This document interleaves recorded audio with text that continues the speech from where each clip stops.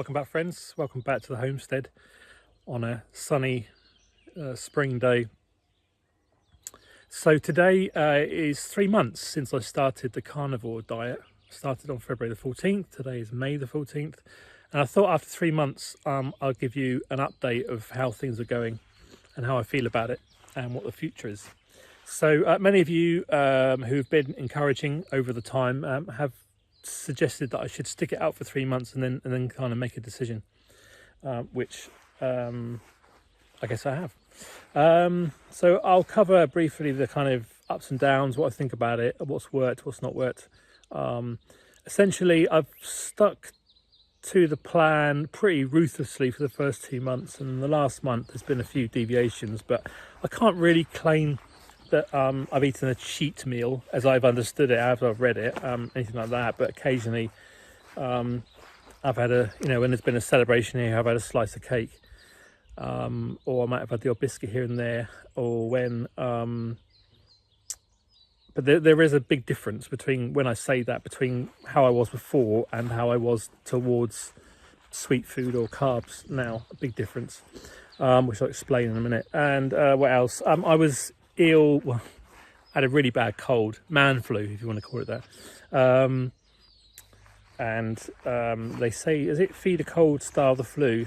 And I felt really, really hungry, insatiably hungry. And so I had a couple of eggs on fried bread sort of thing. Mind you, having said that, the slices of bread here are tiny.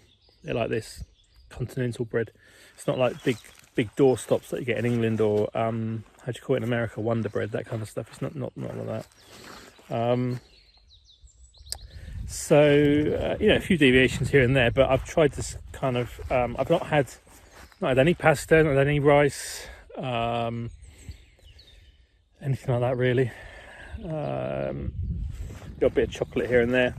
Now the difference is, whereas before I would have a portion of cake, slice of cake, it would be quite a thick wedge, and now I just had what I'd call a finger slice, and that was enough. That's all I needed. Or before, I might eat 3 biscuits, 9 biscuits, whatever, or half a packet or a packet of biscuits would be gone very quickly, consumed. Whereas now, like when I wasn't well, I wanted a nice good cup of tea and a biscuit. I would nibble on the biscuit, put it down, pick it up a bit later, nibble on it again. I consumed. It took me longer to eat that one biscuit than it did to eat half a pack, before. So big difference in the way that I might consume those kind of things. I'm not interested in pastries. I don't breakfast cereal. Not had any of that. Big fan of that before, in the morning or in the evening as a quick supplement meal kind of thing, filler meal, as it were. I didn't want any of that. So good. That's good. What have I done weight wise? Well, I'm down to 102 now kilos. I've lost 10 kilos, which is 22 pounds. And it's been a gradual weight loss, nothing drastic like often you see these carnivore videos where people have drastic weight losses. Nothing like that at all. But it's still good, and I think that's okay. I'd like to lose more. I'd like to lose at least another 10 kilos. Not specifically seeing it being lost. It could be being converted into muscle, of course. Got to dream the dream, but I'm not losing a lot off the waist, which I'd like to, off the belly. Well, it's not had any beer, apart from a couple of slukins, as we say in Latvian. A little bit, and just half a glass is enough. Although danger time's coming up now, it's summertime, and that's when a nice cold lager goes down well. But equally, so does a barbecue. So there's lots of carnivore opportunities. So that's good. What's the only negative, I suppose, is I've suffered, not really badly, but I have suffered with cramps, and trying to get the salt side of things and minerals under control has been difficult. I did get some very relatively expensive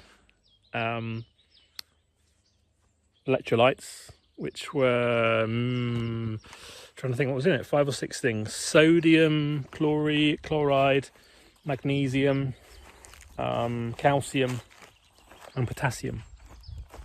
And I have one of those once a day, and I'm conscious of trying to have more salt with the meals. I was never a big salt taker before, so it's been a big change for me to eat more salt, kind of pile it on. So yeah, cramps, that's not very comfortable, and it leads to not very good sleep. Whilst generally my sleep has been better as a result of this exercise, that has been, problematic. I've got hay fever now as well. If only the carnivore diet could solve hay fever, I would be all over it, all summer long. Anyway, so I'm positively pleased. The family, we've kind of all got used to it now, and I do join in with some meals with things like, like I said, I don't touch pasta or whatever, but sauces.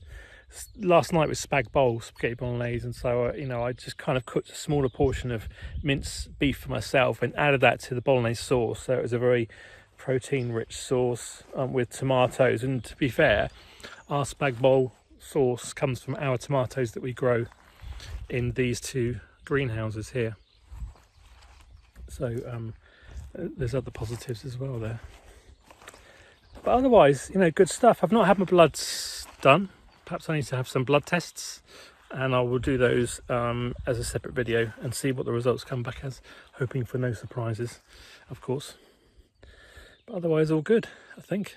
I don't think I've got anything else really to say. That's an update. Thank you for all those who have been really encouraging over the last few months. Those comments have been really helpful, actually, and the carnivore community is a wonderful example of our community and how people come together to encourage each other, and as it should be. So thank you very much. That's it for now, I think. Thanks for being with us and part of this journey, and again, thanks for those encouraging comments. I will see you in another video very soon, and I will say bye bye for now.